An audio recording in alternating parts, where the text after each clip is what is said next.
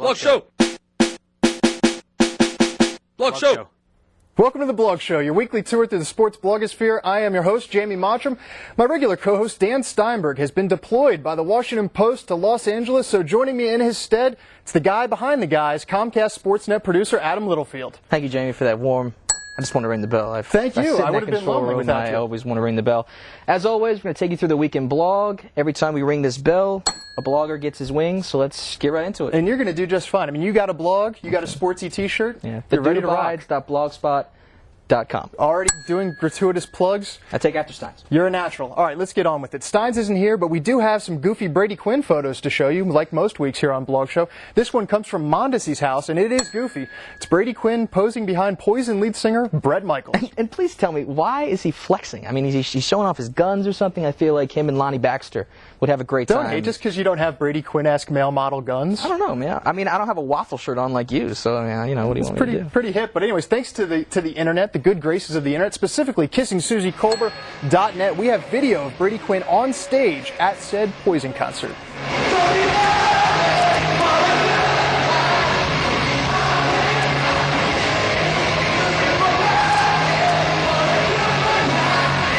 You know, and Quinn looked pretty at ease there in what could have been a very awkward situation, getting called up on stage at a rock concert. He was singing along, text messaging from friends. You know. I just think it's tremendous how Brady, you know, he hasn't even played it down in the NFL, yet he is, you know, quite arguably the superstar of the blogosphere. This isn't the first time that goofy photos of him showed up. A couple months ago, his Deadspin, you know, Brady was touching his friend's junk, if you will. And then the boys big will lead, be boys, whatever. Yeah, boys will be boys, I guess. And then the big lead showed us the infamous photos from A.J. Hawk's wedding, which have since been taken down from the big lead, but you can see them right here on Blog Show because we save all our pictures. For that. Long live the mighty Quinn, hasn't taken a snap, already an NFL blogging legend. Now, a few weeks ago, we were talking pole vaulting because of young Allison Stokey, beautiful, a beauty, internet phenomenon, but tonight there are no pole vaulting beauties. No, they are pole vaulting bloopers. Yeah. This first one comes courtesy of Fan House, and it's a guy who got hit in the junk by his pole on the way down. Yeah, it looks as painful as it gets. I don't think that pole gives very much, so that was probably pretty painful. This next one, our friends at With Leather, great videos as always. This one I think might have been just as painful as the first. There might have been a snap of the femur, the tibula. It just wasn't good. Yeah, there was a sound upon impact that did not sound natural. Usually you see that in like gymnastics maybe when they miss the pad. But in pole vaulting, that's a pretty hard track. I don't want to be that unforgiving. But here's another one. You know, speaking of athletes falling from the sky via 100%injuryrate.com. It's some bull riding video. This is the bull, the PBR finals.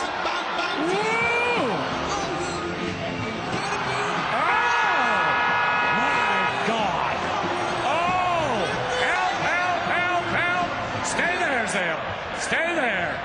Oh, no. No. I mean, that guy was out of the frame for 5 seconds. He must have been 25 feet in the air. Nice imitation there. Thank you. Those announcers were the best part. I feel like that's the only reason we showed that video. I think the best part is the guy falling out of the sky. That could be true. Touche. All right, moving along. We had the lighter side of sports. Now let's get into some real sports. Last weekend, the Wimbledon final, Roger Federer winning his 5th Wimbledon title. Russ Thaler, huge fan of Wimbledon. So, Russ, this one is for you. When Roger was accepting his trophy, he seemed to have a little bit of a wardrobe mishap. Bjorn Bjorg was in attendance. Not only got to see Roger tie his record of 5 consecutive Wimbledon championships, but also got to see him put his pants on backwards. Crisscross style via sportsbybrooks.com. You don't see Tiger Woods putting his Masters jacket on backwards. So, you know, Tiger, the bar's been raised. Yeah. Well, just like that video, I mean, the commercial with Tiger voicing over Roger's accomplishments. Yeah, that's a good video. They got a little bit of a rivalry going. The other big event this week, other than Wimbledon and the fact that this was a slow week for sports, was the All-Star game. The hometown fans in San Francisco gave a warm welcome to Barry Bonds. I mean, they are hometown fans. That's what they do. But Barry has to play half his games on the road. And our friends Doberman on the Diamond have noted the historically great Barry Bonds hecklers, such as the empty syringe that got thrown out onto the field. Yeah, this group sign of them, I think it says, Babe did it on hot dogs, Aaron did it with class, what are you doing it on? It was a group effort. Babe also did it on beer as well. Wow. I guess the sign didn't have enough room for all that. But also the fan wearing the big Juicy Juice box. Juicy Juice, the foam fingers that are syringes. I would really like one. If you got any extras, blog show at ComcastSportsnet.com. Send us one. We'd love to have one. And then the final one, and probably the best, arguably the best, was the very rare and highly modified 1987 Topps Barry Bonds rookie card. Modified? He was incredibly skinny as a rookie, You think that's as a young modified? man. Not so much. It looks real to me. Anyway. Moving right along. Other baseball news, young Seattle Mariners ace, Felix Hernandez. King Felix.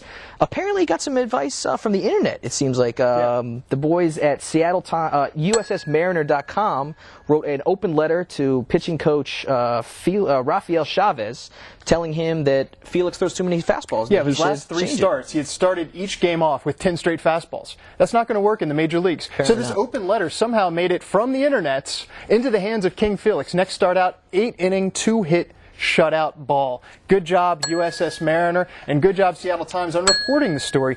Sometimes, though, relations between the mainstream media, the so-called big boys, and little guys like us, those little bloggers in their parents' basements, sometimes it's not so good.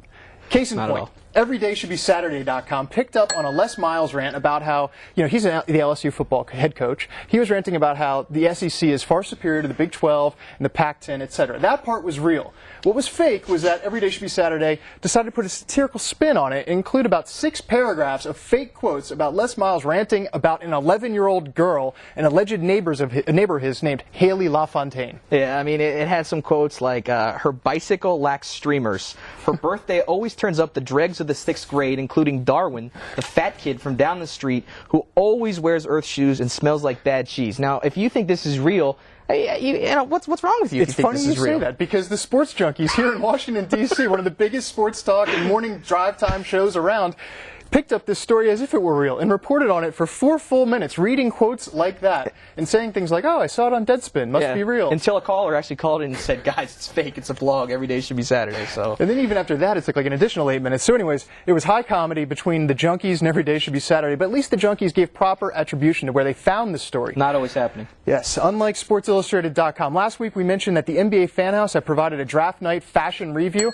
Again, it was a fictitious interview with P. Diddy. Well, SI.com's Ian Thompson didn't think so. He not only stole the quote from Fan House and didn't cite the source, but also presented the quote as if it were actually real. Yeah, I mean, and then he, I guess he wrote later on an apology, but then he called it a fabrication twice. It wasn't a fabrication. It was satire. That's a backhanded apology. And as a Fan House editor, I feel that slap, my friend. It hurts. Doesn't feel too good. Well, the good thing is that our good friend Matt Ufford from With Leather had a guest post, I guess, on Fan House. Yes, he did. Telling the mainstream media how the proper way to credit blogs. It's a great read. I highly recommend you go read it on Fan House. Some really great ideas. Hopefully some of those ideas will spread to the mainstream media and we can start better relations between the blogosphere and us big boys in the mainstream media. But we're not getting a blog war. Those things turn ugly. You said you've been in 18 It's like the of them. news team battles in Anchorman. Surprisingly, you have no scars. It's amazing. Right, I've been in 18 blog wars over the last 3.5 years. I'm a veteran. Doesn't look it. Yeah. Anyways, moving on. That mainstream media guide to crediting blogs should be passed around every newsroom in the country for the ESPNs of the world, all the major papers, whatever. Matt Ufford has done you a service, my friends. And you know what? Miss Gossip, who penned the fake fashion draft interview with P. Diddy, well, she had vengeance on us all because she sat down for a real interview with Greg Oden at the Gatorade High School Athlete of the Year Award Luncheon in Hollywood. Take a look at one of the best interviews you'll ever see. Now, I heard that you have a little tonsil infection, and I was wondering if maybe you got it from this. Drunk athlete? I wasn't drunk. I was perfectly sober. She was just backing up really good. No, I was a sophomore, junior year. Little high school party. High school party? Yeah. Nice. I had fun. It was actually a dress. It just rolled up. And again, credit to Fan House's Miss Gossip. It's a 7-minute interview. It's high comedy. You should check it out. Some of the lighter moments, Chris Paul comes in and says to Greg, me and my girlfriend were on media takeout, and you should watch out. And the look on Oden's face is just tremendous. But I think anybody who sees this video is going to fall in love with Greg. He handles it really well. Miss Gossip, she's the best. Yes.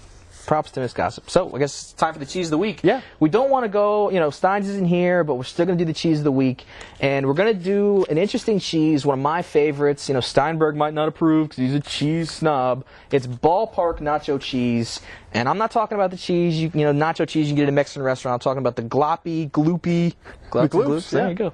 And, you know, cheese. There's a film on the top. You have to jam your chip in there. It's tremendous. Stein's. That one's for you. Didn't realize you were an aficionado of curdled cheese. You have Obviously. elevated the game for Stein's when it comes to artisanal cheeses here on the Blog Show.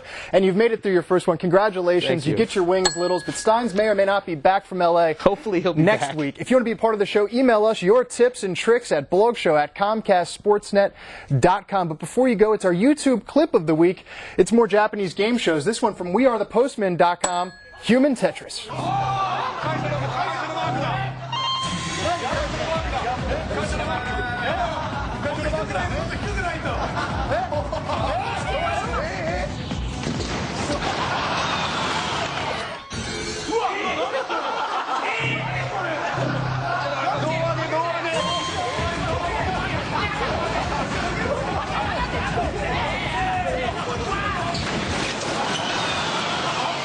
Blog Show wardrobe provided by DCSportsFan.com and 100% injury rate.blogspot.com.